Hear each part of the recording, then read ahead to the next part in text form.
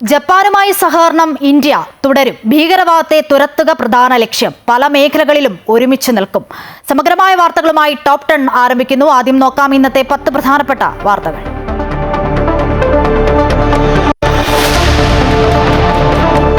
India Japan സഹകരണം ശക്തമാക്കാൻ ധാരണ. ചെറുകിട സംരംഭങ്ങളിലും സ്റ്റാർട്ടപ്പുകളിലും ജപ്പാൻ നിക്ഷേപം നടത്തും. 10 വർഷത്തിനകം നിക്ഷേപിക്കുന്നത് 6 ലക്ഷം കോടി രൂപ. ഭീകരവാദം നേരിടാൻ ഒന്നിച്ച് പ്രവർത്തിക്കും. അധിക തീരുവ പിൻവലിക്കാതെ അമേരിക്കയുമായുള്ള വ്യാപാര ചർച്ചയ്ക്കില്ലെന്ന് ഇന്ത്യ.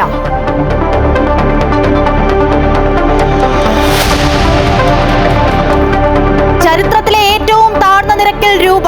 ഡോളറിനെതിരെ രൂപയുടെ മൂല്യം 88.19 ആയി. തിരിച്ചടിയായത് യുഎസിന്റെ അധിക തീരുവ. GDP-യിൽ റെക്കോർഡ് വളർച്ച. ആദ്യ പാദത്തിൽ 7.8% ഉയർന്നു.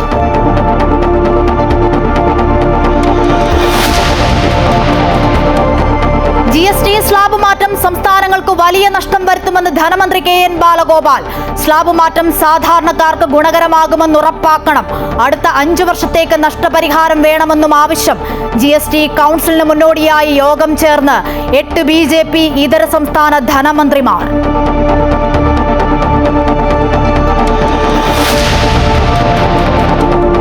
താമരശ്ശേരി ചുരത്തിലെ ഗതാഗത നിയന്ത്രണം നീക്കി. വാഹനങ്ങൾ കടത്തിവിടും. ചരക്കു വാഹനങ്ങൾക്ക് പ്രത്യേക ക്രമീകരണം. ചുരത്തിൽ നിരീക്ഷണം തുടരും.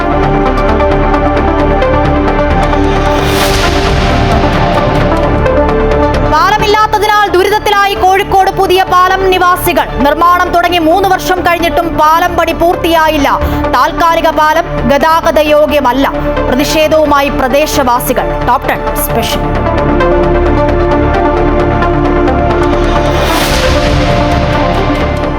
രാഹുൽ മാങ്കൂട്ടത്തിൽ MLA സ്ഥാനം രാജിവെക്കണമെന്ന് CPM. പോലീസ് സ്വമേധയാ എടുത്ത കേസ് അന്വേഷിക്കാൻ പുതിയ സംഘം.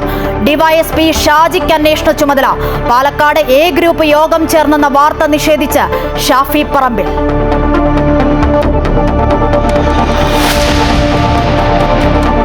നെഹ്റു ട്രോഫി വള്ളംകളി നാളെ. പുന്നമടക്കായലിൽ ആവേശത്തുഴയെറിയാനൊരുങ്ങി 21 ചുണ്ടൻ വള്ളങ്ങൾ. പരാതി ഒഴിവാക്കാൻ വെർച്വൽ ലൈൻ ഫിനിഷിംഗ്.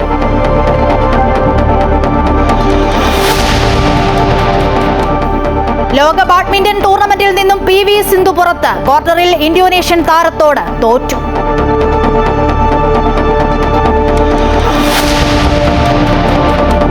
തായ്ലൻഡ് പ്രധാനമന്ത്രിയെ പുറത്താക്കി ഭരണഘടന കോടതി. പെയ്റ്റോൺ ടാൻ ഷിനവത്രയ്ക്കെതിരായ നടപടി ധാർമ്മികത ലംഘിച്ചതിന് ഉപപ്രധാനമന്ത്രിക്ക് പകരം ചുമതല.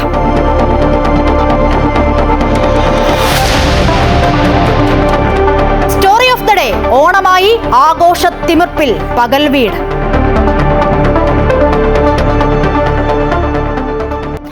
വാർത്തയുടെ സമഗ്രമായ ചിത്രം നോക്കാം. ജപ്പാനുമായി സഹകരണം തുടരാൻ ഇന്ത്യ. ഭീകരവാദത്തിനെതിരെ ഇരു രാജ്യങ്ങളും ഒന്നിച്ചു നിൽക്കും. ജാപ്പനീസ് കമ്പനികൾ ഇന്ത്യയിൽ കൂടുതൽ നിക്ഷേപം നടത്തും.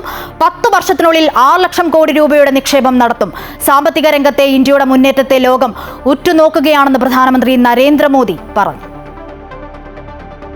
അമേരിക്കൻ തീരുവ സമ്മർദ്ദങ്ങൾക്കിടെ ജപ്പാനുമായി വ്യാപാര നിക്ഷേപ സഹകരണം ഇന്ത്യ ശക്തിപ്പെടുത്തുകയാണ്.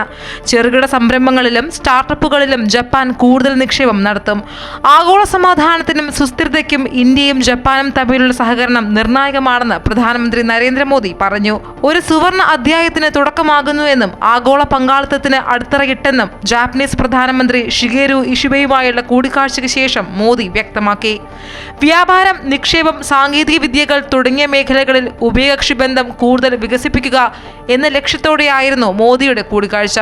വ്യാപാര രംഗത്ത് ഇന്ത്യക്ക് മുൻഗണന നൽകുമെന്ന് ഉച്ചകോടിയിൽ ജപ്പാൻ പ്രധാനമന്ത്രി ഉറപ്പു നൽകി. അടുത്ത 10 വർഷത്തേക്കുള്ള ജപ്പാന്റെ നിക്ഷേപത്തിനുള്ള രൂപരേഖയും ഉച്ചകോടിയിൽ തയ്യാറാക്കി. 6 ലക്ഷം കോടി രൂപയുടെ നിക്ഷേപമാണ് ജപ്പാൻ നടത്തുക. ഇന്ത്യയിലെയും ജപ്പാനിലെയും വ്യവസായികളുടെ സംയുക്ത യോഗത്തിലും മോദി പങ്കെടുത്തു. ജപ്പാന്റെ സാങ്കേതിക വിദ്യയും ഇന്ത്യയിലെ യുവശേഷിയും കൂടുതൽ സംയുക്ത സംരംഭങ്ങൾക്ക് പ്രയോജനപ്പെടുത്തണമെന്ന് മോദി അഭിപ്രായപ്പെട്ടു. ജപ്പാൻ ഇന്ത്യയുടെ അടുത്ത പങ്കാളിയാണെന്നും ഇന്ത്യ ഇന്ന് ഏറ്റവും വേഗത്തിൽ വളരുന്ന സമ്പദ് വ്യവസ്ഥയാണെന്നും ജപ്പാൻ എക്കണോമിക് ഫോറത്തിൽ മോദി വ്യക്തമാക്കി. വൈകാതെ ലോകത്തെ 3ാമത്തെ സാമ്പത്തിക ശക്തിയായി മാറും. ഇന്ത്യയും ജപ്പാനും ചേർന്നാൽ ഈ നൂറ്റാണ്ടിലെ സാങ്കേതിക വിപ്ലവം യാഥാർത്ഥ്യമാക്കാനാകുമെന്നും നരേന്ദ്രമോദി പറഞ്ഞു. ഇന്ത്യയിലെ യുവാക്കൾക്ക് ജാപ്പനീസ് പഠിക്കാനുള്ള അവസരം കൂട്ടണമെന്നും മോദി അഭിപ്രായപ്പെട്ടു. ഇന്ത്യയിൽ നിർമ്മിക്കുക, ലോകത്തിനായി നിർമ്മിക്കുക എന്നതാണ് ഇന്ത്യയുടെ നയം. കൂടാതെ ചൈനയുമായുള്ള സൗഹൃദ ബന്ധം നിർണായകമാണെന്നും ഇന്ത്യ ചൈന സൗഹൃദം ആഗോള സമ്പദ് വ്യവസ്ഥയിൽ സ്ഥിരത ഉറപ്പാക്കുമെന്നും മോദി അഭിപ്രായപ്പെട്ടു. News desk Amrita TV. 2 ദിവസത്തെ സന്ദർശനത്തിനായി ജപ്പാനിലെത്തിയ പ്രധാനമന്ത്രി നരേന്ദ്രമോദിക്ക് ഊഷ്മള സ്വീകരണമാണ് നൽകിയത്. ഗായത്രി മന്ത്രം ഉരുവിട്ടുകൊണ്ടാണ് പ്രധാനമന്ത്രിയെ സ്വീകരിച്ചത്.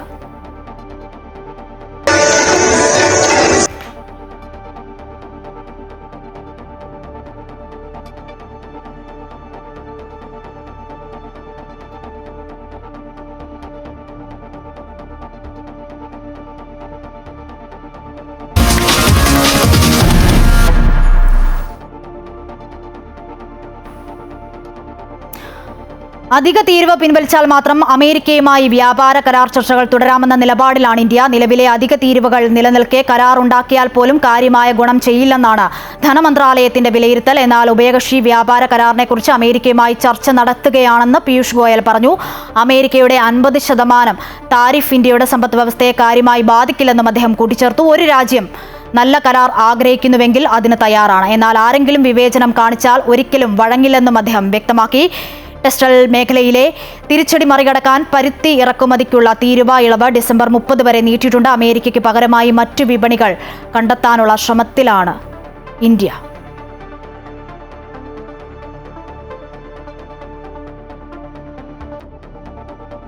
രൂപയ്ക്ക് റെക്കോർഡ് തകർച്ച. ഡോളറിനെതിരെ ഇന്ത്യൻ രൂപയുടെ മൂല്യം ചരിത്രത്തിലെ ഏറ്റവും താഴ്ചയിൽ. 87.69 വ്യാപാരം തുടങ്ങിയ രൂപ 88.19 ഇടിഞ്ഞു. ഇന്ത്യൻ ഉൽപ്പന്നങ്ങൾക്കുമേൽ US-ന്റെ 25% അധിക തീരുവയാണ് തിരിച്ചടിയായത്. ആദ്യമായാണ് രൂപയുടെ മൂല്യം 88 ഇടിഞ്ഞത്. ഓഗസ്റ്റ് 27 മുതൽ ഇന്ത്യൻ കയറ്റുമതിക്ക് 50% തീരുവ ഏർപ്പെടുത്തിയ അമേരിക്കൻ നടപടിയുടെ പശ്ചാത്തലത്തിൽ രൂപ കടുത്ത സമ്മർദ്ദത്തിലാണ്. അധിക തീരുവ പ്രാബല്യത്തിൽ വന്നത് ഇന്ത്യയുടെ കയറ്റുമതി മേഖലയെ സാരമായി ബാധിക്കുമെന്ന വിലയിരുത്തലാണ് രൂപയ്ക്ക് തിരിച്ചടിയായത്. ഓഹരി വിപണിയിൽ നിന്ന് വിദേശ നിക്ഷേപം കൊഴിയുന്നതും എണ്ണക്കമ്പനികൾ ഉൾപ്പെടെയുള്ള ഇറക്കുമതിക്കാരിൽ നിന്ന് ഡോളറിന് വൻതോതിൽ ഡിമാൻഡ് ലഭിച്ചതും രൂപയെ വലച്ചു.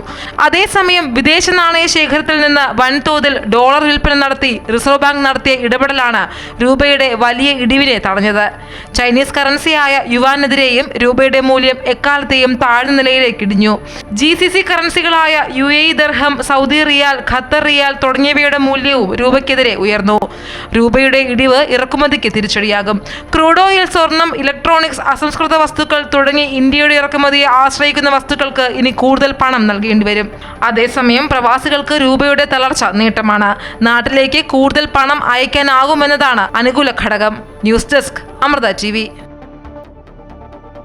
സാമ്പത്തിക വർഷത്തിന്റെ ആദ്യപാദത്തിൽ പ്രതീക്ഷിച്ചതിനേക്കാളും വളർച്ച നേടി ഇന്ത്യൻ സമ്പദ് വ്യവസ്ഥ. 2025-26 സാമ്പത്തിക വർഷത്തിലെ ആദ്യപാദത്തിൽ ഇന്ത്യയുടെ GDP 7.8% ഉയർന്നു. 6.7% ഈ കാലയളവിൽ പ്രതീക്ഷിച്ചിരുന്ന നിരക്ക്. കഴിഞ്ഞ വർഷം ഇതേ പാദത്തിൽ 6.5% വളർച്ച. സ്റ്റാറ്റിക്സ് ആൻഡ് പ്രോഗ്രാം ഇംപ്ലിമെന്റേഷൻ മന്ത്രാലയമാണ് കണക്കുകൾ പുറത്തുവിട്ടത്. ഇതോടെ ഏറ്റവും വേഗത്തിൽ വളരുന്ന പ്രധാന സമ്പദ് വ്യവസ്ഥ എന്ന സ്ഥാനം ഇന്ത്യ നിലനിർത്തി. കഴിഞ്ഞ 5 പാദങ്ങളിലെ ഏറ്റവും ഉയർന്ന വളർച്ച കൂടിയാണ് ഇത്തവണത്തേത്. ഇതിനു മുൻപത്തെ ഏറ്റവും ഉയർന്ന GDP വളർച്ച 2024 ജനുവരി-മാർച്ച് പാദത്തിലെ 8.4% ഈ വർഷം ഏപ്രിൽ-ജൂൺ പാദത്തിൽ ചൈനയുടെ വളർച്ച 5.2% സേവന കാർഷിക മേഖലകൾ നേടിയ വളർച്ചയാണ് രാജ്യത്തിന്റെ സമ്പദ് വ്യവസ്ഥയ്ക്ക് കരുത്തേകിയത്. അതേസമയം നിർമ്മാണ മേഖലയിൽ കഴിഞ്ഞ വർഷത്തെ അപേക്ഷിച്ച് ഈ വർഷം വളർച്ച കുറഞ്ഞു.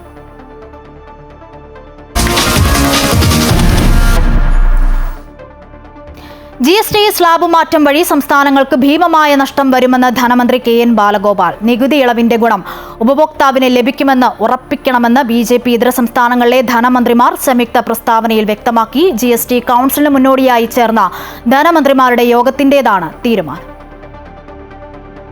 GST നടപ്പിലാക്കിയതോടെ സംസ്ഥാനങ്ങളുടെ വരുമാനം കുറഞ്ഞു. 2016 സ്ഥിതിയിലേക്ക് ഇതുവരെ വരുമാനം എത്തിയിട്ടില്ലെന്നും യോഗം ചൂണ്ടിക്കാട്ടി. നികുതി പരിഷ്കരണത്തിലൂടെ ഉണ്ടാകുന്ന നഷ്ടത്തിന്റെ കണക്ക് കേന്ദ്ര സർക്കാർ ഇതുവരെ പുറത്തുവിട്ടിട്ടില്ല. 85,000 കോടി മുതൽ 2.5 ലക്ഷം കോടി നഷ്ടമുണ്ടാകുമെന്നാണ് ചില സാമ്പത്തിക വിദഗ്ധർ ചൂണ്ടിക്കാട്ടുന്നത്. അങ്ങനെയെങ്കിൽ 71% നഷ്ടവും സംസ്ഥാനങ്ങളായിരിക്കും വഹിക്കേണ്ടി വരികയെന്നും ധനമന്ത്രിമാർ വ്യക്തമാക്കി. GST GST വന്നില്ലായിരുന്നുവെങ്കിൽ 54,000 കോടി ലഭിക്കുമായിരുന്നുവെന്ന് ധനമന്ത്രി KN ബാലഗോപാൽ പറഞ്ഞു. ഇത് സംസ്ഥാനങ്ങളുടെ ഒരു സാമ്പത്തിക സ്ഥിതിയെ ബാധിക്കുന്നത് എങ്ങനെയാണ്? ഈ ടാക്സിൻ്റെ പുതിയ സമ്പ്രദായങ്ങൾ GST വരുമ്പോൾ എന്തൊക്കെയാണ് ചെയ്യാൻ പറ്റുന്നത്? അതിൻ്റെ വലിയ നഷ്ടം സംസ്ഥാനങ്ങൾക്കുണ്ടാവുന്നത് എങ്ങനെ പരിഹരിക്കും? ടാക്സിൻ്റെ ഇളവ് വരുന്നത് സാധാരണ ജനങ്ങൾക്ക് കിട്ടണം, അത് കിട്ടാതെ അത് കമ്പനികൾ എടുക്കരുത്. അതുകൊണ്ട് അങ്ങനത്തെ പല പ്രശ്നങ്ങളുണ്ട്, കൺസേൺ ഉണ്ട്. വലിയ തോതിലുള്ള വരുമാന നഷ്ടം സംസ്ഥാനങ്ങൾക്ക് ഉണ്ടാകുമെന്നുള്ള ആശങ്കയുണ്ട്. അപ്പോൾ അതിന് ഒരു പ്രൊട്ടക്ഷൻ വേണം. GSTക്ക് പിന്നാലെ വരുമാനം കുറഞ്ഞത് നികത്താൻ കേന്ദ്ര സർക്കാർ ഇടപെടണമെന്നും ധനമന്ത്രിമാർ ആവശ്യപ്പെട്ടു. GST പരിഷ്കരണം സംസ്ഥാനങ്ങളുടെ ആശങ്ക പരിഹരിച്ച് വേണമെന്നും യോഗം ആവശ്യപ്പെട്ടു. നികുതി ഇളവിന്റെ ഗുണം ഉപഭോക്താവിന് ലഭിക്കണമെന്ന് ഉറപ്പിക്കണം. ഇക്കാര്യം അടുത്ത GST യോഗത്തിൽ അജണ്ടയിൽ ഉൾപ്പെടുത്തി ചർച്ച ചെയ്യണമെന്നും സംയുക്ത പ്രസ്താവനയിൽ ആവശ്യപ്പെട്ടിട്ടുണ്ട്. കേരളം, തമിഴ്നാട്, പഞ്ചാബ്, കർണാടക, തെലങ്കാന, പശ്ചിമ ബംഗാൾ, ജാർഖണ്ഡ്, ഹിമാചൽ പ്രദേശ് എന്നീ സംസ്ഥാനങ്ങളുടെ ധനമന്ത്രിമാരാണ് യോഗത്തിൽ പങ്കെടുത്തത്. News desk Amrita TV.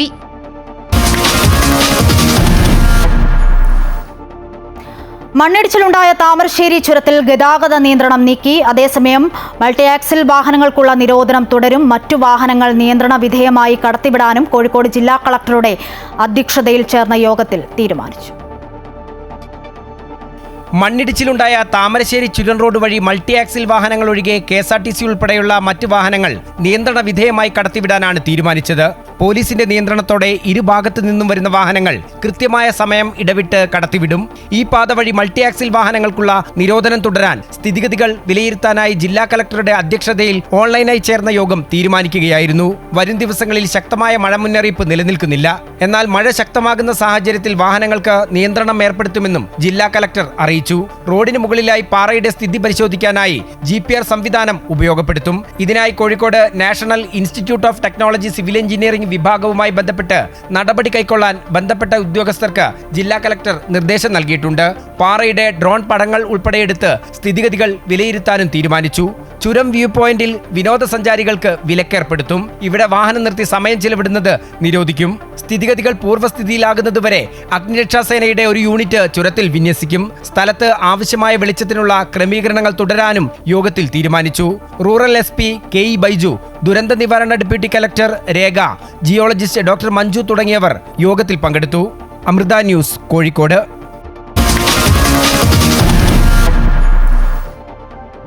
വലിയ പാലം എന്ന ആഗ്രഹം ഇതുവരെ സഫലമാകാത്തതിന്റെ നിരാശയിലും അമർഷത്തിലുമാണ് കോഴിക്കോട് പുതിയ പാലം നിവാസികൾ. നിർമ്മാണം തുടങ്ങിയ 1.5 വർഷത്തിനുള്ളിൽ പൂർത്തിയാകുമെന്ന് പറഞ്ഞ പാലത്തിന്റെ പ്രവൃത്തി ഇതുവരെ എങ്ങും എത്തിയില്ല. താൽക്കാലിക പാലത്തിലൂടെ വാഹനം കൊണ്ടുപോകാൻ കഴിയാത്തതും സമീപത്തെ റോഡിലെ ചെളിയുമെല്ലാം ഇവർക്ക് പ്രതിസന്ധിയാകുകയാണ്. അതുകൊണ്ട് തന്നെ എത്രയും പെട്ടെന്ന് പാലത്തിന്റെ നിർമ്മാണം പൂർത്തിയാക്കണമെന്നാണ് പ്രദേശവാസികളുടെ ആവശ്യം. ടോപ് 10 സ്പെഷ്യൽ സ്റ്റോറി നോക്കാം.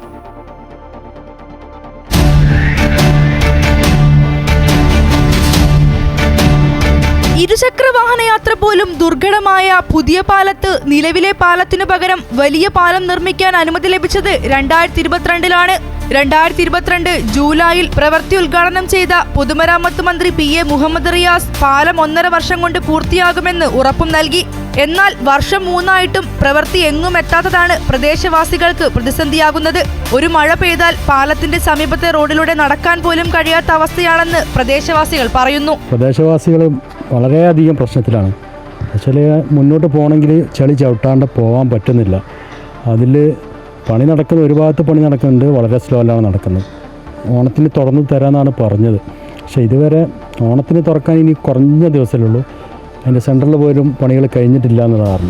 കനോലി കനാലിന് കുറുകെ 195 മീറ്റർ നീളത്തിൽ നിർമ്മിക്കുന്ന പാലം തളി ക്ഷേത്ര പരിസരത്ത് നിന്ന് തുടങ്ങി മീഞ്ചന്ത മിനി ബൈപ്പാസിൽ അവസാനിക്കുന്നതാണ്. മിക്ക ദിവസങ്ങളിലും പണി നടക്കാറുണ്ടെങ്കിലും ഡ്രൈനേജ് നിർമ്മാണവും ആർച്ച് നിർമ്മാണവും എല്ലാം ഇഴഞ്ഞു നീങ്ങുകയാണെന്നാണ് പ്രദേശവാസികളുടെ ആരോപണം. ചുരുക്കി പറഞ്ഞാൽ ഇതിപ്പോൾ തീരേണ്ട സമയം കഴിഞ്ഞ് നമ്മൾ വരെ വർക്കൊക്കെ കണ്ടാൽ വിചാരിക്കും രാത്രിയൊക്കെ ലൈറ്റ് ഇട്ടിട്ട് പണിയെടുക്കുന്ന അവസ്ഥയൊക്കെ ഉണ്ട്, 2-3 ആളെ വെച്ചിട്ട്. അപ്പോൾ നമ്മളെന്താ വിചാരിക്കുക, ഭയങ്കര യുദ്ധകാലാടിസ്ഥാനത്തുള്ള പണി അവിടെ നടക്കണം വിചാരിക്കും. സംഭവം 1.5-2 കൊല്ലം കൊണ്ട് തീരേണ്ട സാധനം 3 കൊല്ലമായിട്ട് തീർന്നിട്ട് ജനങ്ങൾ ശരിക്കും വളരെയധികം ദുരിതത്തിലാണ്. താൽക്കാലികമായി നിർമ്മിച്ച പാലത്തിലൂടെ വാഹനങ്ങൾ കടന്നു പോകില്ല എന്നതും പ്രദേശവാസികൾക്ക് പ്രതിസന്ധിയാണ്. താൽക്കാലിക പാലത്തിന് ബലം കുറവാണെന്ന് പറയുന്ന പ്രദേശവാസികൾക്ക് പാലം പൊളിഞ്ഞു വീഴുമോ എന്ന ഭയവുമുണ്ട്. അത് നടപ്പാലം ഇപ്പോൾ അത്തരം പഴക്കം ചെന്നാണ്. അതിൻ്റെ അടിയിൽ കഴുങ്ങിൻ്റെ കാല് തെങ്ങിൻ്റെ കാലൊക്കെയാണ്. അത് വെള്ളം തട്ടി ദ്രവിച്ചുകൊണ്ട് നിൽക്കുകയാണ്. ഈ സമയത്ത് അപകടം വരാൻ ഏറ്റവും കൂടുതൽ സാധ്യത നിൽക്കുന്ന പാലം കൂടിയാണത്.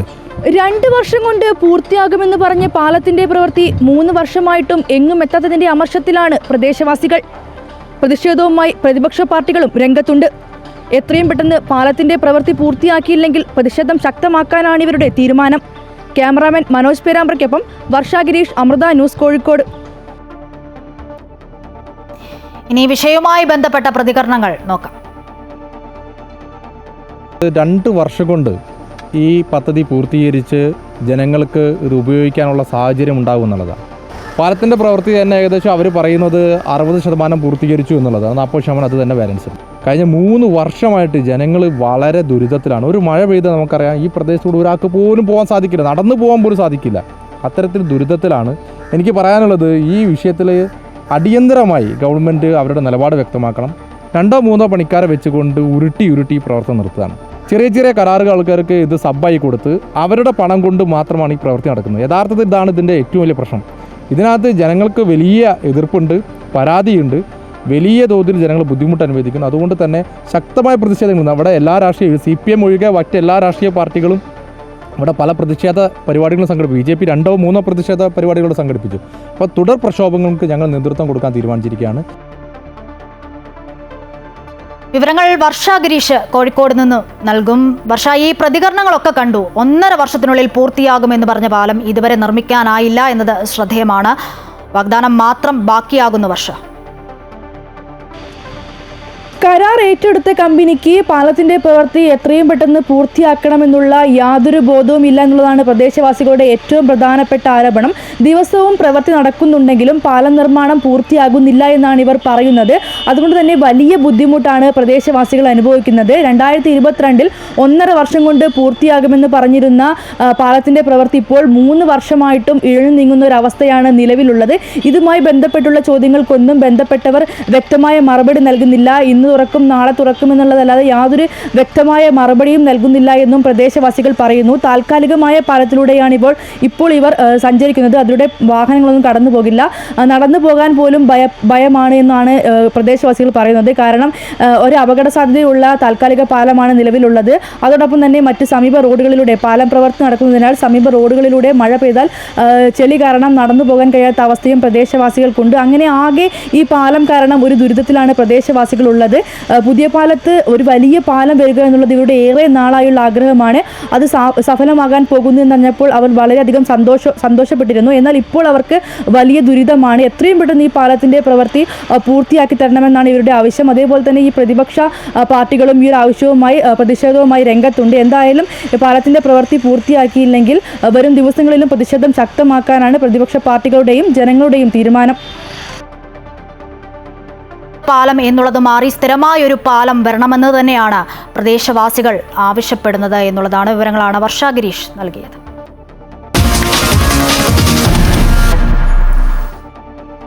രാഹുൽ മാങ്കൂട്ടത്തിനെതിരായ ലൈംഗികാരോപണ കേസ് ക്രൈംബ്രാഞ്ച് പ്രത്യേക സംഘം അന്വേഷിക്കും. ഡിവൈഎസ്പി ഷാജിക്കാണ് അന്വേഷണ ചുമതല. ക്രൈംബ്രാഞ്ചിന്റെ 4-അംഗ സംഘമാണ് കേസ് അന്വേഷിക്കുക. അതേസമയം വ്യാജ ID കാർഡ് കേസിൽ രാഹുൽ മാങ്കൂട്ടത്തിലിനെ ക്രൈംബ്രാഞ്ച് സംഘം നാളെ ചോദ്യം ചെയ്തേക്കും. പെൺകുട്ടികളെ പിന്തുടർന്ന് ശല്യപ്പെടുത്തിയെന്ന രാഹുൽ മാങ്കൂട്ടത്തിനെതിരായ കേസാണ് ക്രൈംബ്രാഞ്ചിന്റെ പ്രത്യേക സംഘം അന്വേഷിക്കുക. ഡിവൈഎസ്പി ഷാജിക്കാണ് അന്വേഷണ ചുമതല. 4-അംഗ സംഘമാണ് കേസ് അന്വേഷിക്കുക. അന്വേഷണ സംഘത്തിൽ സൈബർ വിംഗ് CAയും ഉൾപ്പെടുന്നുണ്ട്. ആരോപണമുന്നയിച്ച സ്ത്രീകളിൽ നിന്നും നേരിട്ട് പരാതിയൊന്നും ലഭിക്കാത്ത സാഹചര്യത്തിൽ കേസെടുക്കാൻ കഴിയില്ലെന്ന നിലപാടാണ് പോലീസ് ആദ്യം സ്വീകരിച്ചിരുന്നത്. എന്നാൽ ഇത് സംബന്ധിച്ച നിയമോപദേശങ്ങളെക്കുറിച്ച് ഉന്നത പോലീസ് ഉദ്യോഗസ്ഥർ കൂടിയാലോചിച്ചതിനു ശേഷമാണ് നിയമ നടപടികളിലേക്ക് കടക്കാമെന്ന് എന്ന തരത്തിലുള്ള തീരുമാനത്തിലേക്ക് എത്തിയിരിക്കുന്നത്. രാഹുൽ മാങ്കൂട്ടത്തിനെതിരെ മുഖ്യമന്ത്രി ഉൾപ്പെടെ രംഗത്തെത്തിയ സാഹചര്യത്തിലാണ് ഇപ്പോൾ പ്രത്യേക അന്വേഷണ സംഘത്തെ നിയോഗിച്ചിട്ടുള്ളത്. അതേസമയം യൂത്ത് കോൺഗ്രസ് അധ്യക്ഷ സ്ഥാനത്തേക്കുള്ള തെരഞ്ഞെടുപ്പിനായി വ്യാജ തിരിച്ചറിയൽ കാർഡ് ഉണ്ടാക്കിയെന്ന കേസിലും ക്രൈംബ്രാഞ്ച് അന്വേഷണം ഊർജിതമാക്കിയിരിക്കുകയാണ്. നാളെ ചോദ്യം ചെയ്യലിന് ഹാജരാകണമെന്ന് രാഹുൽ മാങ്കൂട്ടത്തിലിന് ക്രൈംബ്രാഞ്ച് നോട്ടീസും നൽകിയിട്ടുണ്ട്. നിലവിൽ രാഹുൽ കേസിലെ പ്രതിയല്ല. എന്നാൽ മുൻപ് ലഭിച്ച ഡിജിറ്റൽ തെളിവുകളിൽ രാഹുലിനെതിരെ ചില തെളിവുകൾ ലഭിച്ചിരുന്നു. ഇതിന്റെ അടിസ്ഥാനത്തിലാണ് ഇപ്പോൾ ചോദ്യം ചെയ്യലിന് ഹാജരാകണമെന്ന് ആവശ്യപ്പെട്ടിരിക്കുന്നത്. കേസിൽ പത്തനംതിട്ട സ്വദേശികളായ 5 പേരാണ് പ്രതികൾ. രാഹുൽ മാങ്കൂട്ടത്തിൽ MLA-യുമായി വളരെ അടുത്ത ബന്ധമുള്ള ഫെനി നയനാനാണ് ഒന്നാം പ്രതി. സംഭവത്തിൽ തിരുവനന്തപുരം മ്യൂസിയം പോലീസ് രാഹുലിനെ വിളിച്ചുവരുത്തി ചോദ്യം ചെയ്തിരുന്നെങ്കിലും വ്യാജ തിരിച്ചറിയൽ കാർഡുമായി രാഹുലിനെ നേരിട്ട് ബന്ധപ്പെടുത്താനുള്ള തെളിവ് ലഭിച്ചിരുന്നില്ല എന്നാണ് സൂചന. പിന്നീട് കേസ് ക്രൈംബ്രാഞ്ചിന് കൈമാറുകയായിരുന്നു. അമൃത ന്യൂസ്, തിരുവനന്തപുരം. രാഹുൽ മാങ്കൂട്ടത്തിനെതിരെ കേട്ടതൊക്കെ മഞ്ഞുമലയുടെ ഒരറ്റം മാത്രമെന്ന് ക്രിമിനൽ കുറ്റം ചെയ്തിട്ടും വെള്ളപൂശാൻ കോൺഗ്രസ് നേതാക്കൾ ശ്രമിക്കുന്നുവെന്നും CPM സംസ്ഥാന സെക്രട്ടറി MV ഗോവിന്ദൻ. പദവികളെല്ലാം രാഹുൽ രാജിവെക്കണമെന്നും രാഹുലിനെ രക്ഷിക്കാൻ കോൺഗ്രസ് നേതാക്കൾ ഒത്തുകളിക്കുന്നുവെന്നും MV ഗോവിന്ദൻ ആരോപിച്ചു. സാധാരണ കോൺഗ്രസിൽ സസ്പെൻഷൻ പ്രഖ്യാപിക്കുമ്പോൾ ഇത്ര കാലാവധി എന്ന സസ്പെൻഷനെ സംബന്ധിച്ച് ഒപ്പം തന്നെ തീരുമാനിക്കുന്നതാണ്. കോൺഗ്രസ് ഭരണഘടന പ്രകാരം കാലാവധി പറയാതെ കൊണ്ട് 30 ദിവസ കാലാവധി കഴിഞ്ഞാൽ അവർക്കവരെ രാഹുൽ മാങ്കൂട്ടത്തെ തിരിച്ചെടുക്കാൻ കഴിയും. രാഹുൽ മാങ്കൂട്ടത്തിലിനെ പാലക്കാട് എത്തിക്കാൻ തിരക്കിട്ട നീക്കവുമായി ഷാഫി പറമ്പിലും അനുയായികളും. കോൺഗ്രസിന്റെ സസ്പെൻഷൻ നിലനിൽക്കുന്നതിനാൽ വിവിധ അസോസിയേഷന്റെയും ക്ലബ്ബുകളുടെയും പരിപാടികളിൽ പങ്കെടുപ്പിക്കാനാണ് നീക്കം. മണ്ഡലത്തിൽ നിന്നും ഏറെ നാൾ വിട്ടുനിന്ന തെരഞ്ഞെടുപ്പ് അടുത്ത വേളയിൽ കനത്ത തിരിച്ചടിയുണ്ടാകുമെന്ന വിലയിരുത്തലിലാണ് നേതൃത്വം. ഇതിനായി പാലക്കാട് A ഗ്രൂപ്പിന്റെ രഹസ്യ യോഗം ചേർന്നതായാണ് സൂചന. എന്നാൽ വാർത്ത നിഷേധിച്ച് ഷാഫി പറമ്പിൽ MP രംഗത്ത് വന്നു. കോൺഗ്രസിൽ നിന്ന് സസ്പെൻഷൻ നേരിട്ടതിനെ തുടർന്ന് പാർട്ടി ഫോറങ്ങളിലൊന്നും രാഹുൽ മാങ്കൂട്ടത്തിലിന് പങ്കെടുക്കാനാകുന്നില്ല. നിലവിൽ പത്തനംതിട്ടയിലെ വീട്ടിൽ കഴിയുന്ന രാഹുലിനെ പാലക്കാട്ട് എത്തിക്കാനുള്ള നീക്കം നടത്തുകയാണ് ഷാഫി പറമ്പിലും അനുയായികളും. ഏറെക്കാലം പൊതുമണ്ഡലത്തിൽ നിന്ന് മാറി നിന്നാൽ ഉണ്ടായേക്കാവുന്ന തിരിച്ചടി കണക്കിലെടുത്താണ് പൊതുവേദിയിൽ എത്തിക്കാൻ ശ്രമം നടത്തുന്നത്. യുവ നേതാക്കളിൽ ഏറെ പ്രതീക്ഷയുണ്ടായിരുന്ന രാഹുലിന്റെ രാഷ്ട്രീയ ഭാവി കൂടി മുന്നിൽ കണ്ടാണ് മണ്ഡലത്തിൽ എത്തിക്കാൻ നീക്കം. അതിനപ്പുറത്തേക്ക് തദ്ദേശ നിയമസഭാ തെരഞ്ഞെടുപ്പുകൾക്ക് മാസങ്ങൾ മാത്രം ബാക്കി നിൽക്കെ പാലക്കാട് പാർട്ടിക്കുള്ള സ്വാധീനം നഷ്ടപ്പെടുമോ എന്ന ആശങ്കയും ഷാഫി പറമ്പിലിനും നേതാക്കൾക്കുമുണ്ട്. എന്നാൽ പാലക്കാട് രാഹുലിനെ കാലുകുത്താൻ അനുവദിക്കില്ല എന്ന് CPM-ഉം BJP-യും ആവർത്തിച്ച് വ്യക്തമാക്കുകയാണ്. കടുത്ത പ്രക്ഷോഭം ഉൾപ്പെടെയുള്ള വെല്ലുവിളികൾ ഏറ്റെടുത്ത് രാഹുലിനെ പാലക്കാട് എത്തിക്കാനാണ് ഷാഫി പറമ്പിൽ ഇപ്പോൾ തീവ്ര ശ്രമം നടത്തുന്നത്. ഇതിന്റെ ഭാഗമായി KPCC സംസ്ഥാന സെക്രട്ടറി C ചന്ദ്രന്റെ വീട്ടിൽ രഹസ്യമായി ഗ്രൂപ്പ് യോഗം ചേർന്ന് സ്ഥിതി വിലയിരുത്തി. എന്നാൽ അത് നിഷേധിച്ച് ഷാഫി രംഗത്ത് വന്നു. ഞാൻ അവിടെ പോയിട്ടേ ഇല്ല എന്നുള്ളത് ഒന്ന് അന്വേഷിച്ചാൽ മനസ്സിലാക്കാവുന്ന ഈ പറയുന്ന C ചന്ദ്രേട്ടൻ KPCC ജനറൽ സെക്രട്ടറി, അദ്ദേഹം ഇന്നലെ പാലക്കാടേ ഇല്ലാഞ്ഞു ഇന്ന് രാവിലത്തെ വെസ്റ്റ് കോസ്റ്റിലാണ് വന്നത് എന്നുള്ളത് ടിക്കറ്റും ഫോട്ടോയും സഹിതം ഒരു മനുഷ്യൻ കാണിച്ചിട്ട് നിങ്ങൾ അടുത്ത വരി കൊടുക്കുന്നത് നിഷേധിച്ച് ഷാഫി എന്നുള്ളത്, അപ്പോഴും അവിടെ യോഗം ചേർന്നു എന്നുള്ളത് നിങ്ങൾ ഒഴിവാക്കുന്നില്ല. അതേസമയം കോൺഗ്രസിനുള്ളിൽ പോലും രാഹുൽ മാങ്കൂട്ടത്തിനെതിരെ ശക്തമായ വികാരം അലയടിക്കുമ്പോൾ ഷാഫി പറമ്പിലിന്റെയും കൂട്ടരുടെയും ശ്രമം എത്രത്തോളം വിജയിക്കുമെന്നാണ് അറിയേണ്ടത്. അമൃത ന്യൂസ്, തിരുവനന്തപുരം. ജലോത്സവ പ്രേമികൾ കാത്തിരിക്കുന്ന നെഹ്റു ട്രോഫി വള്ളംകളി നാളെ പുന്നമടക്കായലിൽ നടക്കും. മാസങ്ങളുടെ പരിശീലനത്തിന് ശേഷം ചുണ്ടൻ വള്ളങ്ങൾ കായൽ പരപ്പിൽ പോരാട്ടത്തിനിറങ്ങുമ്പോൾ അത് കാണികൾക്കും ആവേശമാകും. വിവിധ വിഭാഗങ്ങളിലായി മാറ്റുരയ്ക്കുന്നത് 71 വള്ളങ്ങൾ. ചുണ്ടൻ വിഭാഗത്തിൽ മാത്രം ഉള്ളത് 21 വള്ളങ്ങൾ. 11 മണിയോടെ ആരംഭിക്കുന്ന മത്സരത്തിൽ ചെറുവള്ളങ്ങളുടെ ഹീറ്റ്സാണ് ആദ്യം. ഉച്ച കഴിഞ്ഞ് 2-ന് നടക്കുന്ന ഉദ്ഘാടന സമ്മേളനത്തിന് ശേഷമാകും ചുണ്ടൻ വള്ളങ്ങളുടെ ഹീറ്റ്സ് മത്സരങ്ങളും ചെറുവള്ളങ്ങളുടെ ഫൈനൽ മത്സരങ്ങളും നടക്കുക. ചുണ്ടൻ വള്ളങ്ങളുടെ മത്സരത്തിൽ 6 ഹീറ്റ്സുകളാണുള്ളത്. ആദ്യ 4 ഹീറ്റ്സുകളിൽ 4 വീതം വള്ളങ്ങളും 5-ാമത്തെ ഹീറ്റ്സിൽ 3 വള്ളങ്ങളും 6-ാമത്തെ ഹീറ്റ്സിൽ 2 വള്ളങ്ങളുമാണ് മത്സരിക്കുക. മികച്ച സമയം കുറിച്ച് ആദ്യമെത്തുന്ന 4 വള്ളങ്ങളാണ് നെഹ്റു ട്രോഫിക്ക് വേണ്ടിയുള്ള ഫൈനൽ പോരാട്ടത്തിനിറങ്ങുക. ചെറുവള്ളങ്ങളുടെ എല്ലാ ഭാഗങ്ങളിലും ഫിനിഷ് ചെയ്യുന്ന സമയം പരിഗണിച്ചാണ് ജേതാക്കളെ തീരുമാനിക്കുന്നത്. സമയക്രമം പൊതുജനത്തിന് കാണാനാകും വിധം സ്ക്രീനിൽ പ്രദർശിപ്പിക്കും. നമ്മൾ ഈ പ്രാവശ്യം പ്രചാരണ രംഗത്ത് വലിയ മാറ്റങ്ങളാണ്, കാതലായ മാറ്റങ്ങൾ വരുത്തിയിട്ടുണ്ട്. നമ്മുടെ കേരളത്തിന് പുറത്തേക്ക് ഉൾപ്പെടെ പ്രചാരണം സംഘടിപ്പിക്കാൻ നമുക്ക് സാധിച്ചിട്ടുണ്ട്. നമ്മൾ ഈ പ്രാവശ്യം കർശനമായ സുരക്ഷാ ക്രമീകരണമൊക്കെ ഏർപ്പെടുത്തിയിട്ടുണ്ട്. സ്പീഡ് ബോട്ടുകളുടെ സഞ്ചാരത്തിലും ഡ്രോണുകളുടെ ഉപയോഗത്തിലും കർശനമായ നിയന്ത്രണം ഉറപ്പുവരുന്നതാണ്. ടൈമേഴ്സ് കൃത്യതയോടെ ടൈം സ്ക്രീനിൽ പ്രദർശിപ്പിക്കുകയും ഫിനിഷിംഗ് പോയിന്റ് ടച്ച് ചെയ്യുന്ന വള്ളങ്ങളുടെ സ്ഥാനക്രമം അനുസരിച്ച് 1, 2, 3 സമയക്രമം കൃത്യമായി പൊതുജനം കാണും വിധം സ്ക്രീനിൽ പ്രദർശിപ്പിക്കും. വള്ളങ്ങളുടെ സമയക്രമം ഇനി മുതൽ മിനിറ്റിനും സെക്കൻഡിന് ശേഷം മില്ലി സെക്കൻഡായി നിജപ്പെടുത്തും. ഒന്നിലധികം വള്ളങ്ങൾ ഒരേ സമയം ഫിനിഷ് ചെയ്തിട്ടുള്ളതായി കണ്ടാൽ നറുക്കെടുപ്പിലൂടെ വിജയിയെ നിശ്ചയിക്കും. 6 മാസം വീതം നെഹ്റു ട്രോഫി കൈവശം വയ്ക്കാനായി തീരുമാനമെടുക്കുവാൻ ആദ്യ 6 മാസം ആർക്കെന്നത് നറുക്കെടുപ്പിലൂടെ നിശ്ചയിക്കും. പുന്നമട എല്ലാ അർത്ഥത്തിലും ഒരുങ്ങിക്കഴിഞ്ഞിരിക്കുന്നു. ഇനി അറിയേണ്ടത് ഒന്ന് മാത്രം, ഈ വർഷത്തെ ജലരാജാവാര്. ഇനി അവശേഷിക്കുന്നത് അതിനായുള്ള കാത്തിരിപ്പിൻ്റെ മണിക്കൂറുകൾ മാത്രമാണ്. പുന്നമടയിൽ നിന്നും ആദർശനൊപ്പം അജയ്നാഥ്, അമൃത ന്യൂസ്.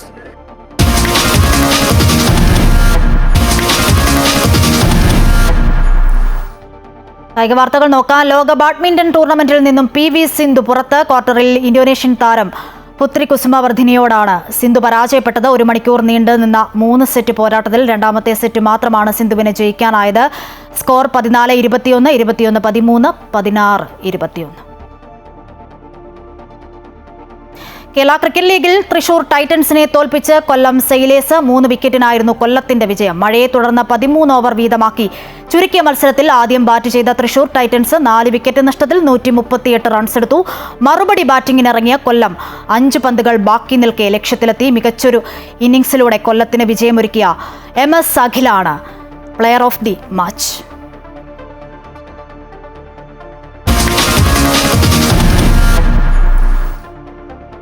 തായ്ലൻഡിൽ രാഷ്ട്രീയ പ്രതിസന്ധി. പ്രധാനമന്ത്രി പെയ്റ്റോങ്ടാൻ ഷിനവത്രയെ ഭരണഘടനാ കോടതി പുറത്താക്കി. ധാർമ്മികത ലംഘിച്ചതിനാണ് നടപടി. 1 വർഷം മുൻപാണ് ഷിനവത്ര അധികാരത്തിലെത്തിയത്. രാജ്യത്തെ ഏറ്റവും പ്രായം കുറഞ്ഞ പ്രധാനമന്ത്രിയായിരുന്നു ഷിനവത്ര. കംബോഡിയൻ രാഷ്ട്രീയക്കാരനായ ഹുൻസെന്നുമായുള്ള ഫോൺ സംഭാഷണത്തിൽ ധാർമ്മികത ലംഘിച്ചുവെന്ന് കണ്ടെത്തിയതിനെ തുടർന്നാണ് തീരുമാനം. അതിർത്തി സംഘർഷങ്ങൾ രൂക്ഷമായ ജൂൺ 15-ന് മുൻ പ്രധാനമന്ത്രി ഹുൻസെന്നുമായി നടത്തിയ ഫോൺ സംഭാഷണമാണ് വിവാദമായത്.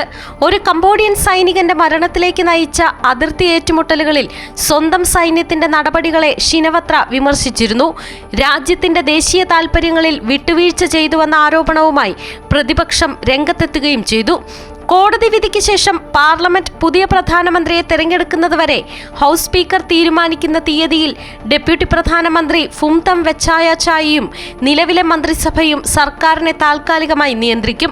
2 പതിറ്റാണ്ടുകളായി തായ്ലൻഡ് രാഷ്ട്രീയത്തിൽ ആധിപത്യം പുലർത്തിയിരുന്നെങ്കിലും സൈനിക യാഥാസ്ഥിതിക സ്ഥാപനങ്ങളുമായി ആവർത്തിച്ചേറ്റുമുട്ടിയിരുന്ന ഷിനവത്ര രാഷ്ട്രീയ രാജവംശത്തിന് ഈ തീരുമാനം മറ്റൊരു കനത്ത പ്രഹരമാണ്. ഭരണഘടന പ്രകാരം പ്രധാനമന്ത്രിക്ക് യോഗ്യതകളില്ലെന്നാണ് തായ്ലൻഡ് ഭരണഘടനാ കോടതി വ്യക്തമാക്കിയത്. International desk, Amrita TV. ഭാരതത്തിന്റെ ആധ്യാത്മിക ശബ്ദമായി സദ്ഗുരു ശ്രീ മാതാ അമൃതാനന്ദമയി ദേവി ഐക്യരാഷ്ട്രസഭയുടെ ജനറൽ അസംബ്ലി ഹാളിൽ മലയാളത്തിൽ നടത്തിയ പ്രസംഗത്തിന് ഇന്നേക്ക് 25 വർഷം. 2000 ഓഗസ്റ്റ് 29-നാണ് കാരുണ്യത്തിന്റെയും സേവനത്തിന്റെയും വിശ്വശാന്തിയുടെയും ശബ്ദം ഐക്യരാഷ്ട്രസഭയുടെ ജനറൽ അസംബ്ലി ഹാളിൽ മുഴങ്ങിയത്. അമ്മയല്ലാതെ ഐക്യരാഷ്ട്രസഭയിൽ അന്നും ഇന്നും ആരും മലയാളത്തിൽ സംസാരിച്ചിട്ടില്ല എന്നതും മറ്റൊരു ശ്രദ്ധേയമായ കാര്യം.